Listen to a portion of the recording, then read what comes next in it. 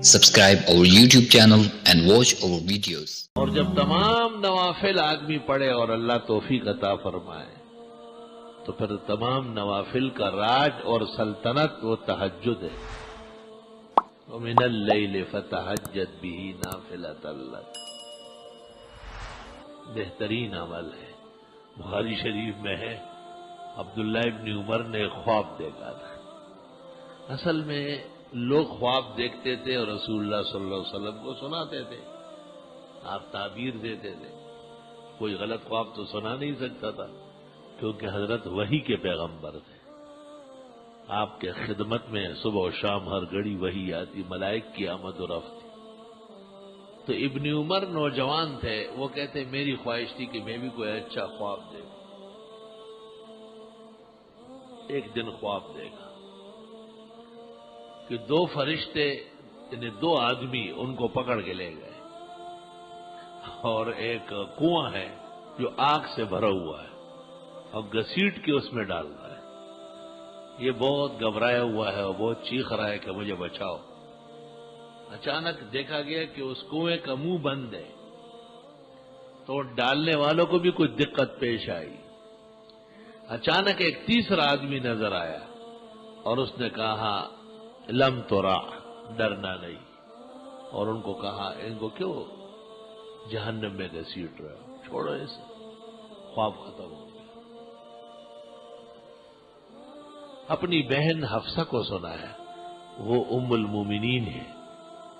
حضرت حفصہ نے جناب نبی کریم صلی اللہ علیہ وسلم کو بتایا کہ میرے بھائی عبداللہ نے خواب دیکھا. خواب سننے کے بعد حضرت نے عجیب بات کہی. نعم الرجل عبداللہ لو قام لیلا. بہترین آدمی عبداللہ، کاش کہ رات کو اٹھ کے تہجد پڑھے. رات کی عبادت کی کمی کی وجہ سے پریشانیاں پیش آ رہی. اس روایت سے تو ایسا صاف نظر آ رہا ہے کہ اگر آدمی کے تمام اعمال ہو راتوں کو نہ اٹھے تب بھی خطرہ ہے جہنم جانے کا. تبھی تو گھسیٹ رہے تھے. کیا عذر ہے آپ کا کہ آپ رات کو سوتے اور صبح اٹھتے ہیں؟ اس درمیان میں کتنی دفعہ کروٹ بدلتے ہیں، کتنی دفعہ پیاس لگتی ہوگی، کئی تقاضے ہوتے ہیں. تو ایمان میں اتنی غیرت اور جذب نہیں ہے. ساتھ ہی پانی ہوتا ہے. کسی زمانے میں ہمارے بزرگ ندیوں پہ جاتے تھے، دریا کے کنارے. مجھے وہ بزرگ یاد ہے. 104 سال کی عمر میں ایک بزرگ آئے تھے ہماری مسجد میں، واز فرما کے مہمان تھے.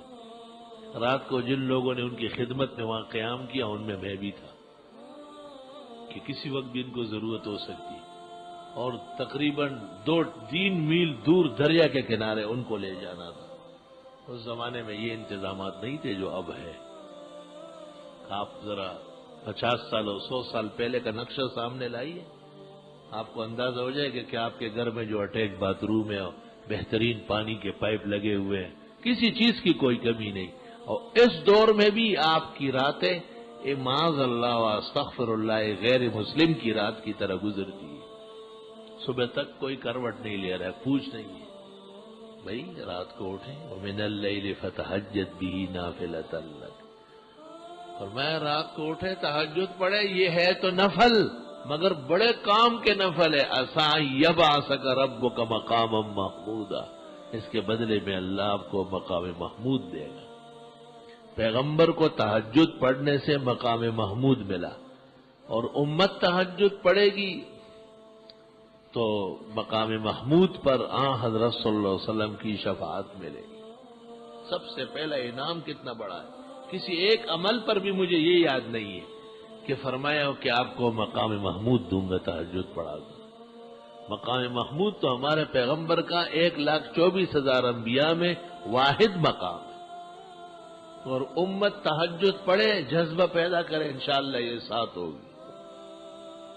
وَقُلْ رَبِّ أَدْخِلْنِي مُدْخَلَ صِدْقٍ. رہنے سہنے کی جگہ عزت کے ساتھ ہو. وَأَخْرِجْنِي مُخْرَجَ صِدْقٍ. جانا کہیں وہ بھی برکتوں کے ساتھ ہو.